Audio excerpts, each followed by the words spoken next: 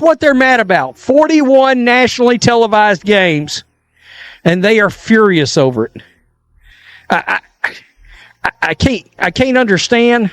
Right now, the WNBA is facing more than just a little internal drama. It's in the middle of a major fan base feud. On one side, you have A'ja Wilson and her supporters, who are supposedly talking about boycotting Caitlin Clark's games. On the other side, you have millions of new fans who Caitlin Clark has brought into women's basketball with her incredible talent and charisma.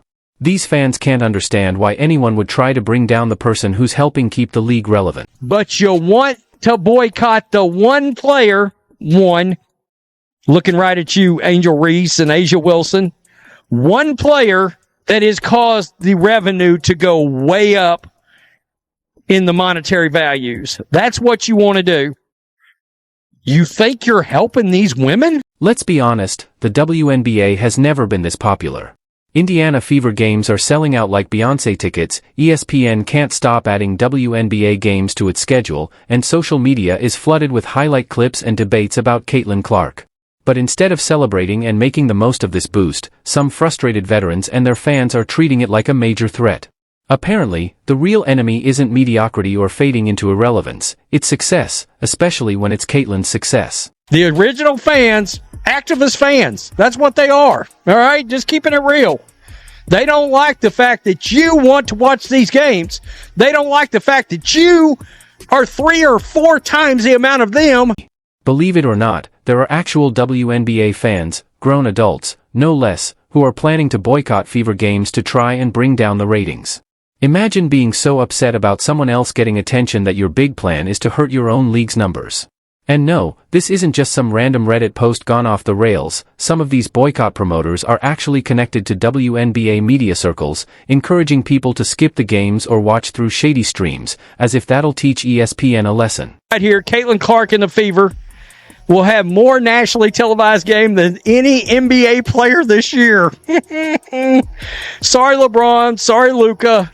Sorry, every other player in the league. Let's be honest. I've seen the NBA ratings. She's beaten most of them.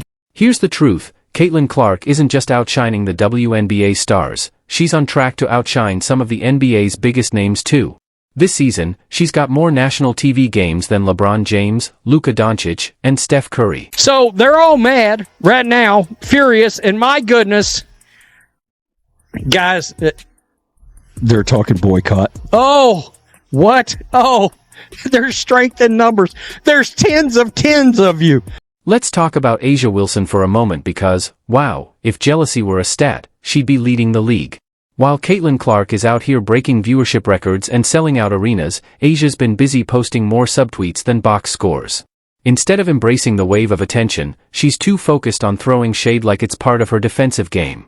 It's almost impressive how someone so accomplished can come off so bitter. You'd think the WNBA handed Caitlin her own network and parade float with the way A'ja's acting. What's wild is that A'ja isn't even losing anything, she's just not used to sharing. She's had the spotlight to herself for years, without any real competition. Now, someone younger, flashier, and honestly more marketable comes in, and suddenly it's all about how Caitlin's getting too much attention and the league's playing favorites. Newsflash, attention isn't handed out, it's earned. And Caitlin has been delivering one masterclass after another, while A'ja's been giving off some serious bitter big sister energy in the group chat. A'ja Wilson is her name. Quote, "It doesn't matter what we all do as black women, we're still going to be swept underneath the rug. That's why it boils my blood when people say it's not about race, because it is." You'd think a 3-time MVP would be a bit more secure, but watching A'ja Wilson react to Caitlin Clark's rise is like watching a Netflix star realize their show got canceled mid-season because something better came along.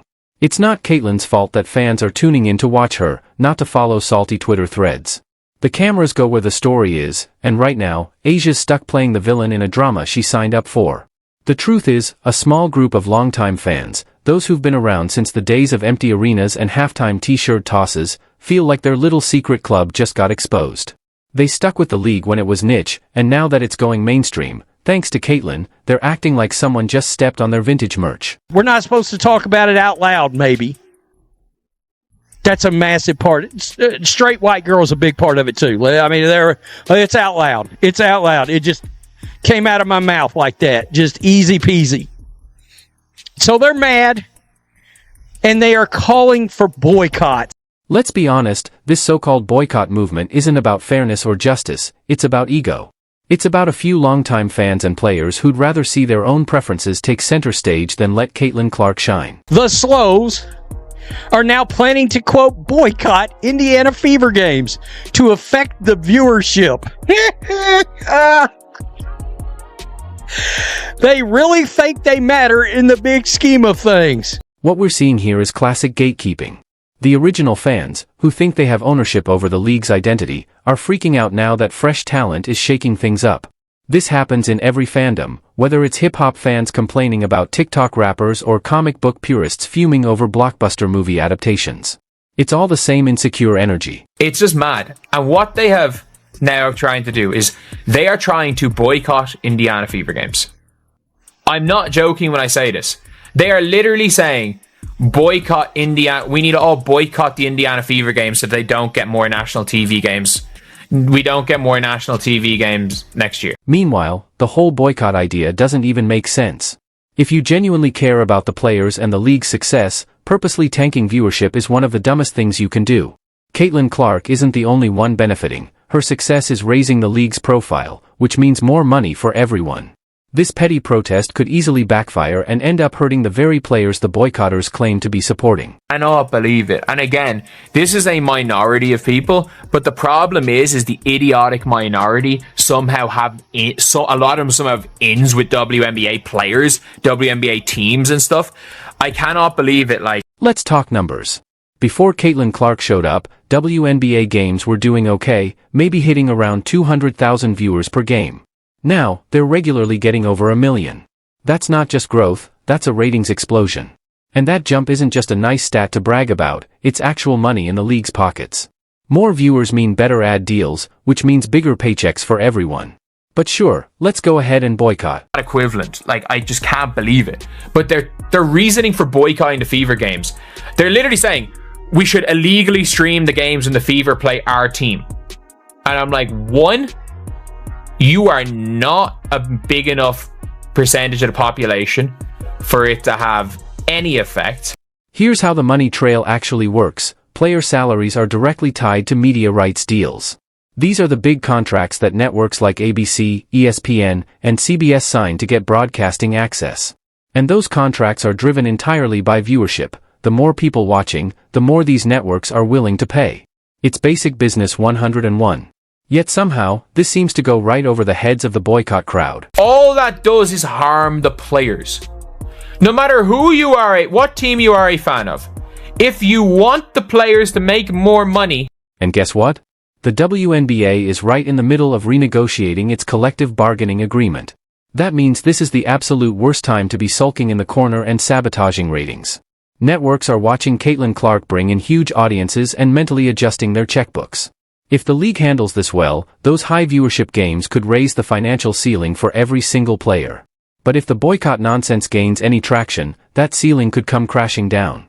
They're actively trying to ungrow the game. And it's madness. It's absolutely madness. They're threatening to boycott the Fever games. All 257 of them threatening to boycott Fever games like it makes any difference. These people are not fans of basketball. These people are actually not fans of the WNBA. Let's break this down. Caitlin Clark steps onto the scene, and suddenly the WNBA is pulling 5 to 10 times more viewers than usual. That's not just a small bump, that's a seismic shift. And with that kind of attention, the networks are practically drooling. They're not just willing to renegotiate, they're practically throwing money at the league. This is the kind of spotlight the WNBA has been chasing for decades, and now that it's finally here, some people want to boycott? Make it make sense. They just don't like Caitlin Clark. This is genuinely, it's nothing to do with basketball.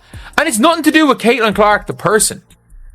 There's no rhyme or reason to it, because I don't think there is a harder person to dislike. What makes this whole anti-Caitlin Clark movement so ironically tragic is the people leading it. Many of the same fans who've spent years shouting about how WNBA players deserve higher pay are now trying to sabotage the very force that could make it happen. These fans wanted the league to be respected, visible, and profitable, and now that a rookie is making all those dreams come true with record-breaking numbers, they've suddenly decided success is too mainstream for their liking. They just don't like Caitlin Clark. It's a personal thing. And they will literally... These people, again, they're not fans of basketball. They're not fans of the WNBA. They're not fans of any teams. They just don't like Caitlin Clark. The reality is, these people don't dislike Caitlin Clark because of basketball. They just don't like her, personally. They're not fans of the game, the WNBA, or any specific teams. They just have an issue with Caitlin herself. It's almost poetic how short-sighted these boycott supporters are. They act like viewership is a zero-sum game, as if one person getting attention somehow takes it away from everyone else. But that's not how it works. High ratings don't just mean more people watching Caitlin, they mean more ticket sales, more jerseys flying off the shelves, more buzz around every team. It means sponsors who didn't even know the WNBA existed now want in on the action. Everyone wins, except, apparently, common sense. I don't think they understand there's no viewership before Clark. So if they boycott, would it really move the needle? And no, Caitlin Clark isn't out here hoarding cash like some villain in a heist movie. The money she's helping generate is shared across the league. Salary caps go up, minimum salaries increase, and players who've spent years grinding for modest paychecks finally have a shot at real compensation. That's not favoritism, that's the tide rising. But the haters would rather sink the whole boat just so Caitlin doesn't get to steer it. And it's a situation where they move the goalpost. They'll always move the goalpost. You're seeing like prominent figures in the WNBA media-ish space. And the reason I say media-ish space is the Twitter trolls somehow are interact with the damn actual media in a two-way conversations every day. It's mental. But here's the real kicker. In what other sport do fans actively organize to ignore their most popular star? Can you imagine NFL fans boycotting Patrick Mahomes' games out of spite, or NBA fans deciding to skip Steph Curry's TV appearances because he's too marketable? It's absurd. This isn't just a strange moment, it's a glaring example of how differently women's sports are treated when someone actually starts winning the fame game. If us sports fans wanted to watch this crap before Caitlin Clark got involved, we would have been watching it. I mean, I own 2 sports channels. I get paid for talking about sports for a living. I was not watching this league. Let's not beat around the bush. There's a heavy layer of jealousy choking certain corners of the WNBA fan and media world. You've got longtime commentators and bitter Twitter users acting like Caitlin Clark's success is a personal insult. Their thinking seems to be, we suffered for this league, and now you're just going to show up and shine? Yes, she is. That's what happens when you're that good. Is it possible to boycott just one team's games? Like we all just illegally stream them if they're playing one of our teams? ? That's the plan. Okay, D-drop. Psychologically, it makes sense. These are people who've spent years gatekeeping women's basketball. They built niche communities, knew every roster, followed preseason trades like they were stock tips. And now, millions of new fans are flooding in, asking where Caitlin's merch is. It's classic turf anxiety. Suddenly, the thing they knew everything about belongs to the masses and is being redefined by someone who wasn't part of the old crew. That's tough if your ego is fragile. I'm talking about the old WNBA media. I'm not talking about the ones that are in 5 years' time they'll still be there. The old WNBA media that are shaking their fist at the screen every single time they see somebody that was not there with them when no one was watching getting an opportunity in the media that they didn't get. Even though they're sitting there in spaces with Twitter trolls talking nonsense about players. Of course, not every criticism of Caitlin Clark is off base. When people talk about her defense or her attitude with refs, that's fair game. Sports analysis is part of the conversation. But when you realize male players are out here flopping like fish and arguing with officials without anyone batting an eye, the intense focus on Clark starts to look pretty suspicious. The scrutiny is filled with double standards, and everyone can see it. The level of dumb here, we're on a whole new scale, all right? We've reached a whole new level. I literally said, what the is this real? I couldn't believe it when I saw it. I couldn't. They really think they matter. Typical slows. And then there's the constant moving of the goalposts. First, it was that she couldn't handle college ball, she crushed it. Then it was that she wouldn't survive the pros. Newsflash, she's not just surviving, she's thriving. Now, it's that she's too hyped or stealing attention. At this point, critics aren't interested in fairness, they're just scrambling for new reasons to discredit her because the old ones keep getting burned by reality. I mean, they truly are pirating the the vehicularly challenged bus at this point. All right, that's what's happening. These people are just dumb. I can't even deal.